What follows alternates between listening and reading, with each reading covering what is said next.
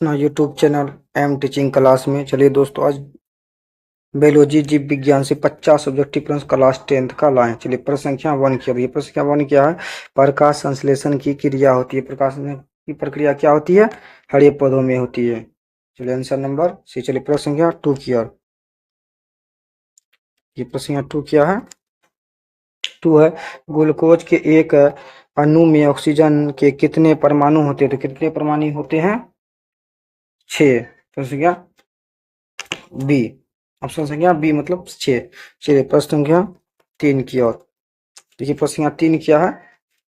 किस खाद्य पदार्थ से हमें उचित मात्रा में आयोडीन प्राप्त हो सकता है? तो किस खाद्य पदार्थ से हमें उचित मात्रा में आयोडीन प्राप्त हो सकती है? तो नमक से, ऑप्शन नंबर सी।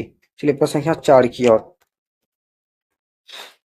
चलिए प्रश्न संख्या 4 की मनुष्य और अन्य मांसाहारी जीव निम्नलिखित में किसका पाचन नहीं कर पाते? तो किसका पाचन नहीं कर पाते हैं? ऑप्शन नंबर बी, सेल्यूलोज का। सेल्यूलोज का। चलिए प्रश्न संख्या 5 क्या? प्रश्न संख्या 5 क्या है? निम्न में से परजीवी पादप का उदाहरण क्या है? तो परजीवी पादप का उदाहरण क्या है? तो इसका आंसर क्या होगा? बी, कसकूटा। क्या है? कसकूटा। हाँ, कसकूटा। चलिए प्रश्न संख्या 6 की ओर। प्रश्न संख्या 6 क्या है? प्रश्न संख्या 6 है, मनुष्य के मुख गुहा में कितने जोड़े लार ग्रंथियां पाई जाती है? कितने जोड़े लार ग्रंथियां पाई जाती है? 3 पाई जाती है। चलिए प्रश्न संख्या 7 क्या है? दांत की सबसे ऊपरी परत है, दांत की सबसे ऊपरी परत क्या है? इनोमेल। इनामेल। इनामेल। ऑप्शन संख्या बी। चलिए प्रश्न संख्या 8 की ओर। ये प्रश्न संख्या 8 क्या है? 8 है, मुख गुहा में आहार का कौन सा भाग का पाचन होता है? तो कौन सा भाग का पाचन होता है? 8 का क्या होगा? B, carbohydrate. चलिए प्रश्न संख्या 9 की ओर। ये प्रश्न संख्या 9 क्या है?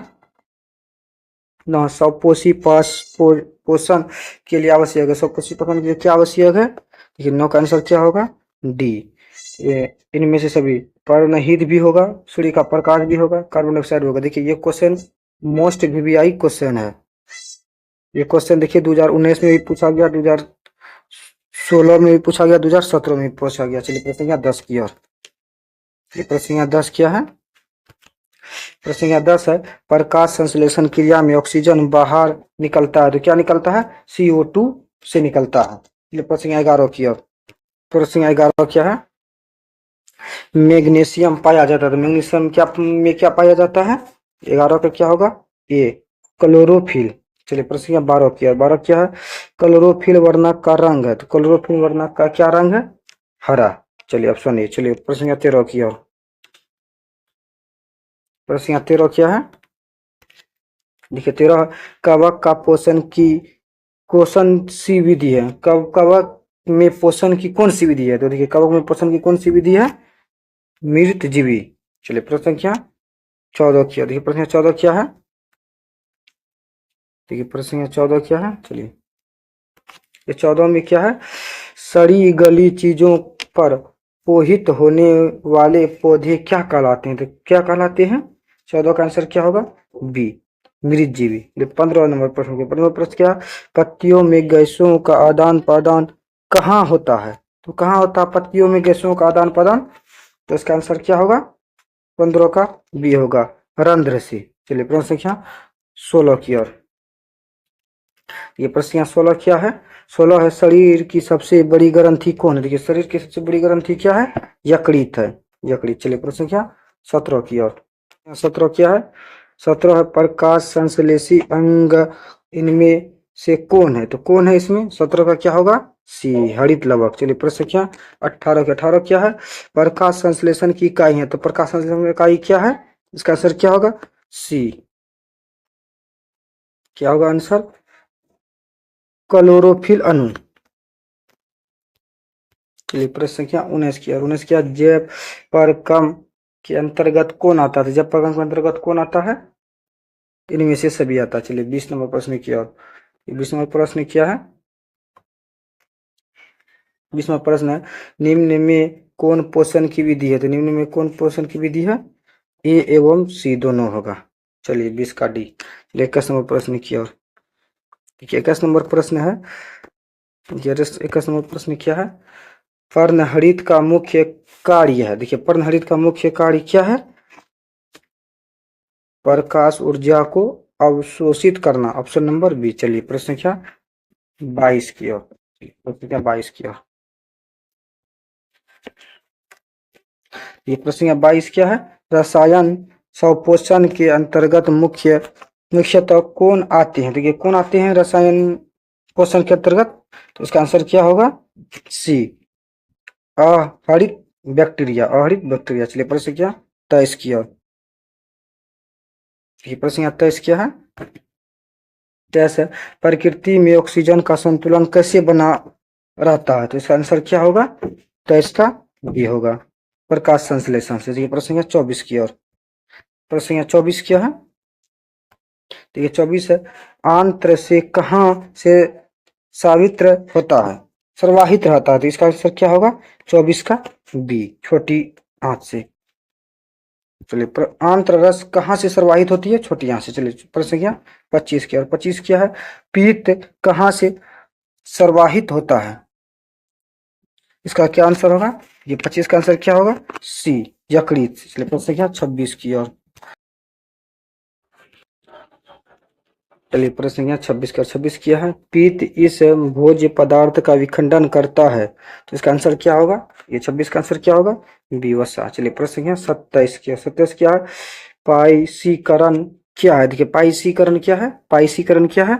27 का क्या होगा? ए, वसा के जटिल अणुओं को सरल डिप्लॉयलेट्स में रूपांतरण। चलिए प्रश्न संख्या 28 की ओर। देखिए 28 क्या है? प्रश्न 28 में क्या है? जटार रस की अम्लीयता किसके कारण है? तो किसके कारण है जटार रस की अम्लीयता? किसके कारण है? इसका आंसर क्या होगा? सी, हाइड्रोक्लोरिक अम्ल के कारण। चलिए प्रश्न संख्या 29 की ओर।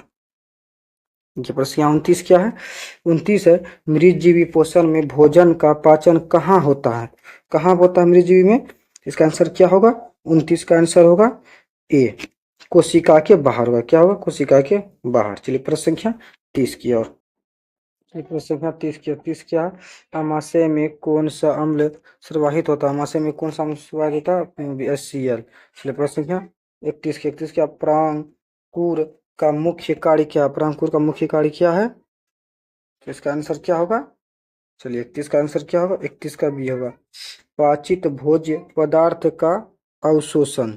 चलिए 31 का बी होगा। चलिए प्रश्न संख्या 32 की ओर।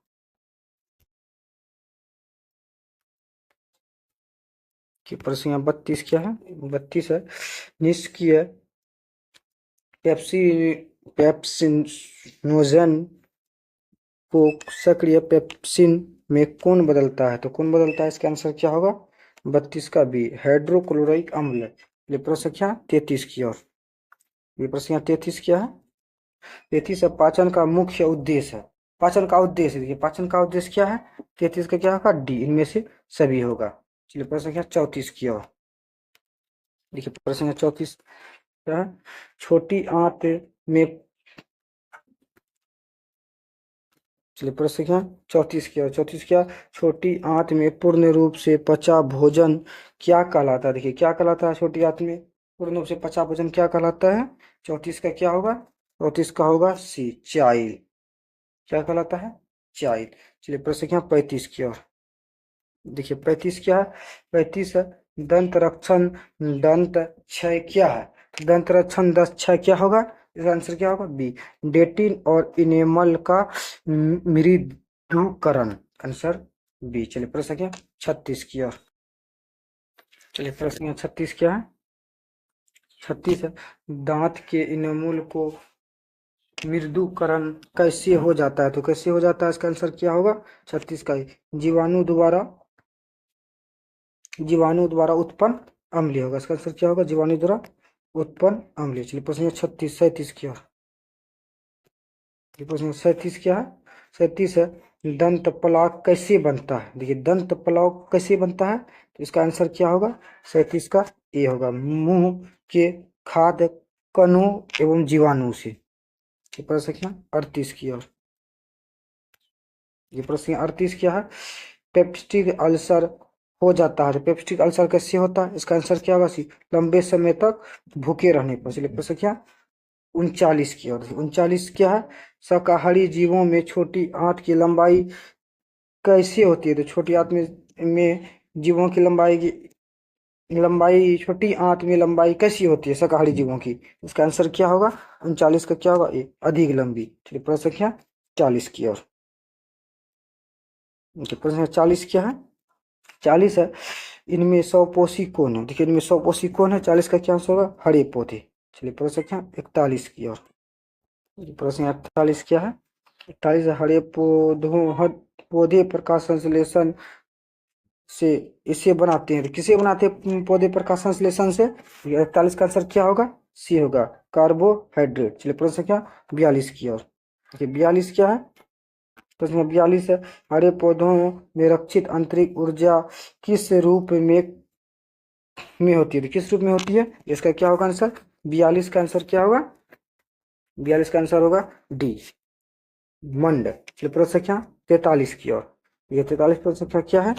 43 में है 43 में है प्रकाश संश्लेषण में प्रकाश ऊर्जा रूपांतरित होती है। तो क्या रूपांतरित होती है? तो इसका आंसर क्या होगा?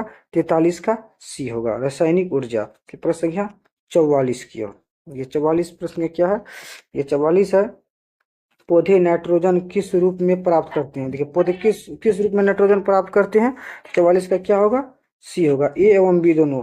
नाइट्रेट के रूप में भी करते हैं, नाइट्राइट के रूप में भी करते हैं। इसका आंसर क्या होगा? सी, ए एवं बी दोनों। चलिए प्रश्न संख्या 45 की ओर। 45 क्या है? प्रश्न संख्या 45 है यह जीव भोजन का विघटन वे अपने शरीर के बाहर करते हैं। तो प्रश्न ये बाहर कैसे करते हैं? इसका आंसर क्या होगा? 45 का डी, इनमें से सभी होगा।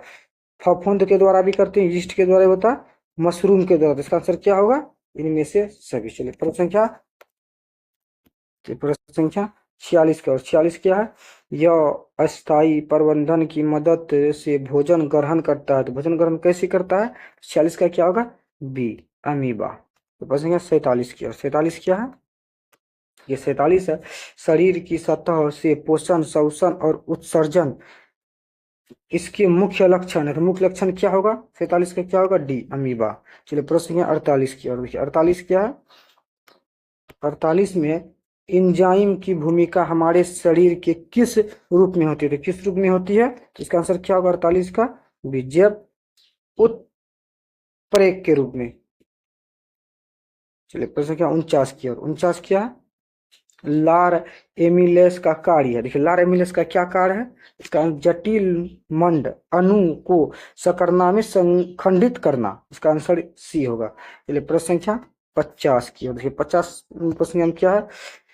कर्माकुचक गति कहाँ पाई जाती है? देखिए कर्माकुचक गति कहाँ पाई जाती है? इसका आंसर क्या होगा? बी, आहार नली में। आहार नली में हो गया।